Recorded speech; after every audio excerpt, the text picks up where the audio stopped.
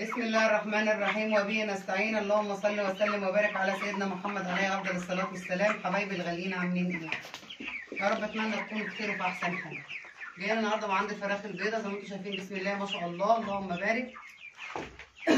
بنستعمل طبعا احنا بدايل العلف بعد اليوم ال20 زي ما انتم عارفين، الناس اللي معانا متابعانا على القناه والناس الجديده معانا طبعا هتشوف معانا، ممكن تخشوا على القناه وهتشوفوا احنا بنربي على البدايل. احنا طبعا الفراخ ديت طبعا بعد اليوم ال20 ما بنستعملش بنستعمل لهم بدايل بس برضو مع العلف، بس ممكن احنا نستغنى عن العلف بالتدريج لغايه بعد اليوم ال30. بعد 30 يوم بقى ممكن ندخل العيش وندخل انا مدخله لهم غله اللي هي القمح بتاع العيش، وطبعا بشر لهم هنا في بطاطس اهي، دي بطاطس على عيش، بس عيش بسيط، على حبة علف، على قمح، القمح اللي هو الغلة بتاعت الغلة اللي احنا بنعمل منها العيش. فيعني احنا بسم الله ما شاء الله يعني الحاجات دي بتجيب معانا نتيجة.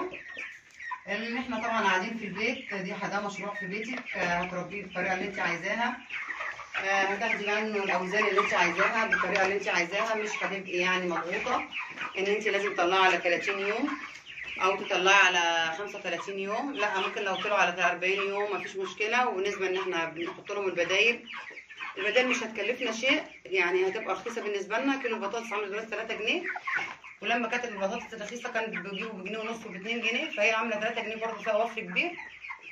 وبنحط برضه حبه رده معاها بس بعد 30 يوم.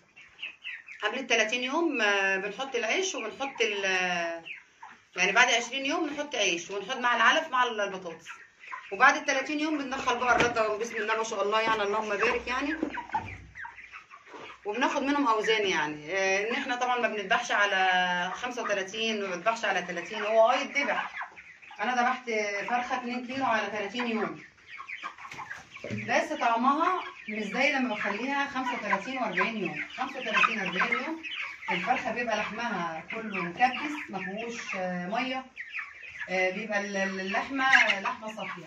غير كده كمان البدايل دي بتدينا طعم مختلف خالص.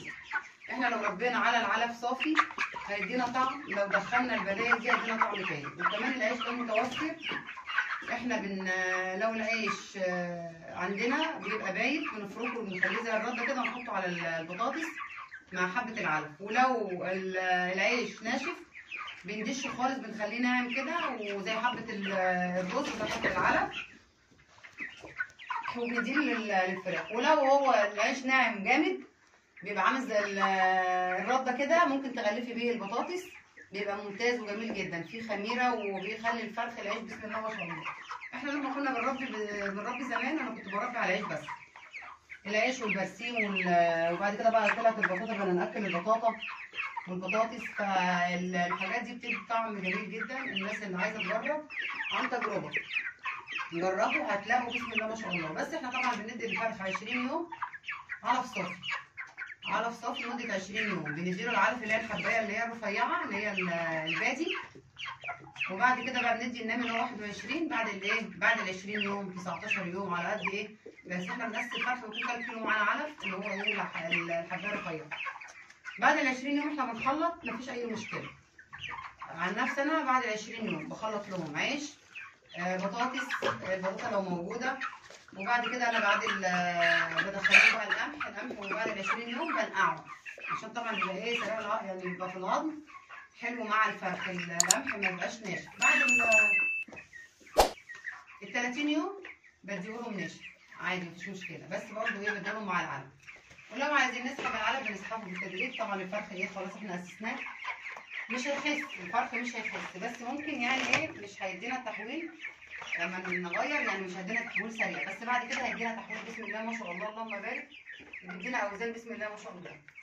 يعني زي ما انتم شايفين كده بسم الله ما شاء الله. انا لما باكل بدايل انا ما بحملش هم الفرخ، لان البدايل بتوفر معايا كتير وبتخليني طبعا اخلي الفرخ زي ما انتم شايفين بسم الله ما شاء الله اللهم بارك، وبياكلوا في البدايل بسم الله ما شاء الله. يعني طبعا طالما الفرخ اتعود من 20 يوم بياكل معانا وهيريحنا طبعا، عشان ان احنا في علف هناكل مفيش علف مش هناكل.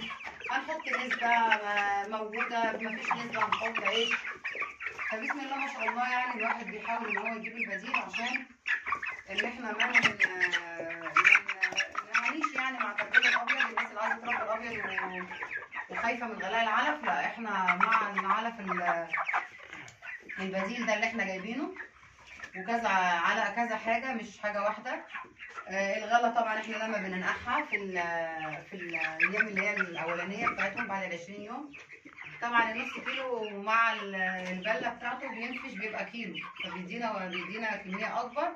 وفي نفس الوقت عشان الفرخ يبقى يهضمه بسرعة، لان طبعا الفرخ وهو صغير ما بيقدرش يهضم العلفية القمحية، عشان القمحية بتبقى بتبقى ناشفة. فاحنا بنعملها عملية نقع، بننقعها في المية بحيث ان الفرخ لما ياخدها تبقى ما تبقاش ناشفه، تبقى سريعه الهضم معاه، عشان طبعا ما تحصلوش اي مشاكل ولا اي اضطرابات في الهضم. وطبعا زي ما انتم عارفين احنا بنشتغل بالاعشاب، احنا طبعا بنحط الكمون والكزبره دول الحلوين للهضم، وبنحط الشيح والزعتر عشان الاسهالات، اي اسهالات. الزعتر بسم الله ما شاء الله والشيح بنحطه طبعا على العلف، بنحط معلقه ناشفه كده على العلف، كيلو علف او كيلو الخلطه اللي احنا بنحطها عامه، بنحط معلقه شيح على معلقه زعتر ونقلبها مع بعضها. ممكن نقعد 4 ايام مستمرين ونبطل 4 5 ايام ونرجع نستعملهم تاني، ما نحسش باي اسهالات، ما نحسش باي مشكله بالنسبه للفرخ، ولا اوكسيديا ولا كوليستيريديا ولا اي حاجه، لان الفرخ احنا محصلينه كده الامعاء بتاعته، فطبعا احنا هنديله الوجبات اللي احنا عايزينها هياكلها وهيحول معانا بامرك يا رب. زي ما انتم شايفين بسم الله ما شاء الله. طبعا حبايبي اللي وصل معانا لغايه هنا ما ينسناش اللايك والاشتراك، عشان طبعا ان احنا يوصل لكم مننا كل جديد، ونشجع طبعا ونجيب لكم الجديد. وده احنا يعني دي حاجه احنا بنقدمها عشان ان احنا بناخد عليها اجر كلنا، اللي بيعمل لايك للفيديو عشان طبعا يبان في البث، وبعد كده ان غيرنا نشوفه، كلنا ناخد اجر من ربنا على اللي احنا هنعمله، وان احنا هنبسط الحاجه على اي حد عايز يربي، ان احنا ما نخليش حد يبقى يائس وما نخليش حد مش عارف يربي. بالنسبه للفرخ الابيض بسم الله ما شاء الله يعني اللهم بارك، زي ما انتم شايفين كده بسم الله ما شاء الله